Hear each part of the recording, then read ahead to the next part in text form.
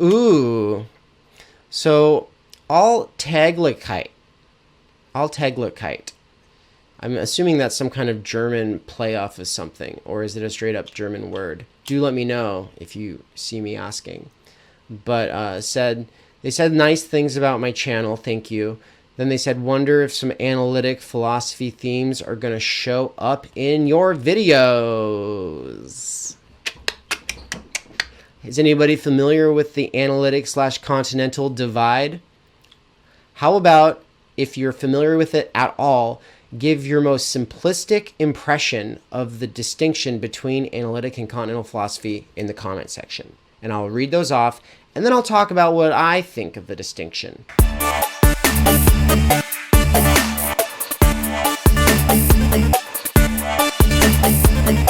I don't think it's a false distinction. I think it's real in some ways, because some people identify as analytic philosophers, some people identify as continental philosophers. But there's the historical ways in which this divide was constructed. There's the people who benefited from that construction. And there are all kinds of ways that we are not really benefiting due to that distinction. Okay, yeah, so let's just read through people's definitions of continental philosophy, and then I'll get to the bottom, and then I'll talk about that, and then I'll close this out. So yeah, Yaya says continental philosophy is spicy. The Kinky Beast had never heard of it. Dorian Sapien says analytic is more linear. Synthetic is more holistic. Okay, yeah, this analytic synthetic division gets used to talk about analytic continental, and in a kind of sense that makes sense to me.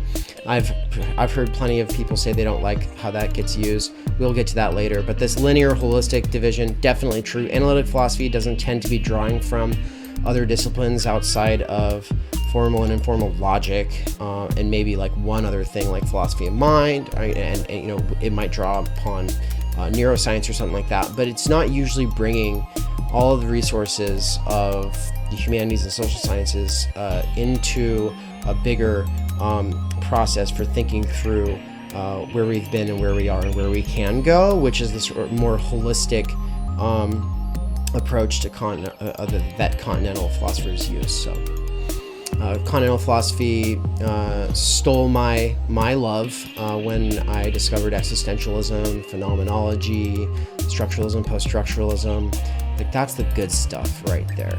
Also, Lacanian psychoanalysis is really cool. That's all stuff that continentals do. Žižek is a continental philosopher. Judith Butler is a continental philosopher.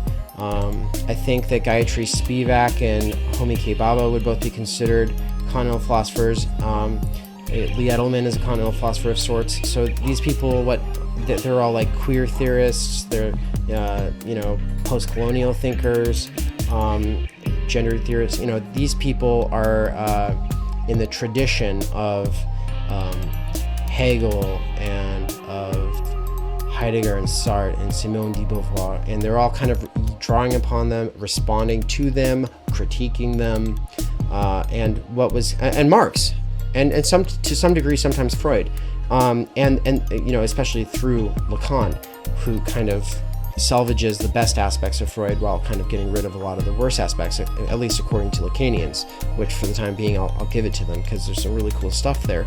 But yeah, the continental philosophers are, like me, a little more disheveled and sprawling thinkers. We're kind of all over the place, and I think analytic philosophers, like, they just have a strong distrust for it. I think that this can come down to a difference in personality type. Some people might say a brain type, though I don't believe that really is probably the case. I think it's more of like a personality difference, or fundamental mood difference. But that, you know, certain people have different capacities for approaching things and thinking through them. And analytic philosophers tend to just kind of like look at the stuff continental philosophers do and just kind of, I don't know what you're doing. I have no idea what you're saying. It doesn't make any sense to me. And other people, like, you start talking to them about these ideas and they just get it. And so I kind of assume that if you're in the comment sections here, you probably kind of just get it in the ways that I use it when we're when I'm doing videos. So like the Distracted Friends essay, as the most popular recent video essay that I've done, was, you know, very informed by continental philosophy. Timenergy, extremely informed by continental. Okay, so let's talk about how the Timenergy essay is influenced, or even the concept of Timenergy. How is that influenced by continental philosophy? I could talk about the aspects of Nietzsche that are in there, but this is really, at the end of the day, and I could talk about like 20 different thinkers that, you know, influence it in various ways, but really at the end of the day, it really just boils down to Heidegger and Marx. Marx is important for deconstructing the economic ways of thinking that have taken over our world, and Heidegger's really good at deconstructing modernity, which has also taken over our world in certain ways. Neither one of them have fantastic, you know, solutions. Neither one of them are, you know, writing like, oh, here's the solution for everything, unless of course you think Marx's manifesto counts, but honestly that's his least best work. No, Marx and Heidegger are interesting for what they show us about what is human, the questions they raise about what is human, what do we mean by this, what do we value as humans, insofar as we are human, what kind of activities do we participate in, what kind of relationships do we participate in, how do these affect our consciousness, our understanding of being in the world, the modes that we operate in. These are all structured by social relations that are inherently, well, as you get more into critical theory, there's all sorts of different ways that normalcy and the normative matrix of intelligibility, as Judith Butler talks about it, is a sort of thing set up to benefit some at the expense of everyone else, right? The majority. And so what is that? What are the roots of exploitation on the part of Marx, or of alienation on the part of Heidegger? And that would be weird to you if you've only read Marx and you know that Marx cares about alienation. I think that they're both really good thinkers, though, for thinking through alienation. There's different forms of alienation, and the one that Heidegger seems to focus on is alienation of one's world, of one's culture. And the one that Marx focuses on is alienation from one's labor and from one's autonomy in the labor process, of one's ownership in the things that are produced, etc., etc., etc. So anyway, the Timenergy essay comes from using really important insights from both of them. And continental philosophy, they're both continental philosophers, and so that's continental philosophy like rolls out the means for me to be able to do that.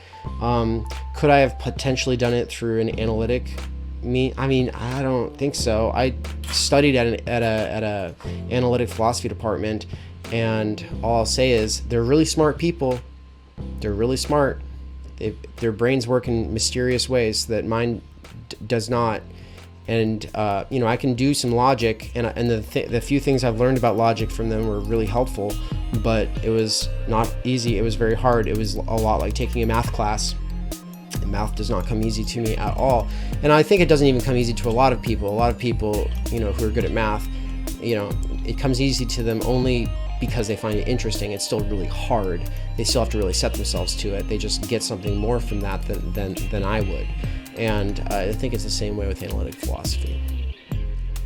And, you know, I wonder if we could, no, I'm not going to do it right now.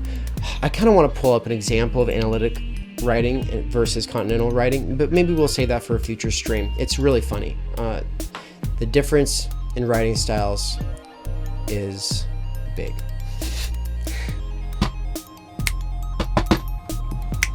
Time to give away a prize. So check this out. This is a comment that's going to start going up underneath all of my live streams, and I'll pin it after the live stream, basically saying that, hi, I'm giving away the first 200 views. After that, these videos get taken down and added to the patron-only playlist, where they don't clutter up my library. Later, it will be edited and serviced up in a spicier and more fun short awesome clip fashion, one of this channel's best playlists. Also, after 20 likes or 10 comments, anyone who comments in response to this comment will get entered into a random drawing to win a sticker. Woo! Let's do it right now. Who gets the sticker? There's only 2, which makes this really freaking easy. Marcus Bell said, I clicked on this for praxis, but I did not expect to be entered into a fun time. Huzzah! Huzzah indeed. Dorian Sapiens, I guess I'll hold my comment until ... the future. Which is kind of a fun play off of the fact that that live stream was about the future. So, because there were only 2 people, I can just flip a coin. I won't normally be able to do it so easily. So Marcus is heads, Dorian is tails. Let's see who gets it.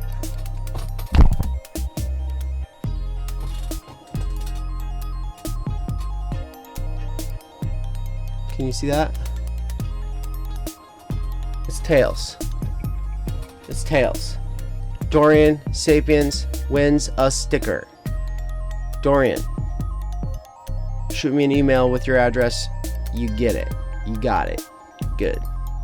Alright, everybody. Thank you for joining for this short, awesome clip. Hope you have a rest of your Monday. I hope the rest of your Monday is beautiful. Goodbye.